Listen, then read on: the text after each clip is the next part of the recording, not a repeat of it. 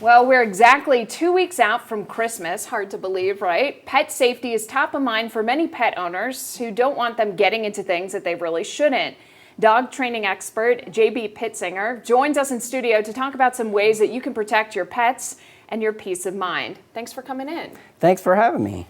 What are some of the things that you see around the holidays when it comes to pets and things going wrong? Well, the first thing is, preparing our dog for all those guests coming over.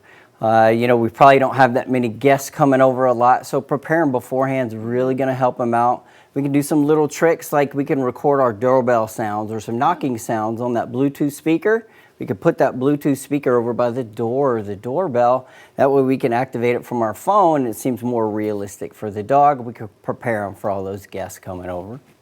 Also, there's always the fear kind of decorations and pets either eating them or whatever else can happen with them. Yeah, absolutely. We want to have safety in mind, first of all. We got the decorations on our Christmas tree. If we know our dogs are going to go after them, let's put those up a little bit higher if we're going to have them on there. We got all those electrical cords going around, Christmas lights and everything. We can put those, wrap them kind of out of the way of the dog. We can also teach the dog some boundaries. Say, if I'm going to have my decorations on my tree, I'm going to teach you not to go over there and investigate it at the tree. There's also some things that can be poisonous for pets, right? I'm not sure if it applies to dogs as well, but I know poinsettias. Yes, you are correct. There are some foods as well. Some of these sweeteners, salts can be harmful for dogs. So, when we're cooking in our kitchen, we want to make sure that they're staying, away from the counters. They're not begging. When we're eating at our table, we want to practice, hey, leave it alone and go over there to your place and lay down so we can eat in peace. And if something does fall on the floor, it's not going to hurt them. We can prepare that before time as well by practicing with stuff, that is not going to hurt them in case they do get to it.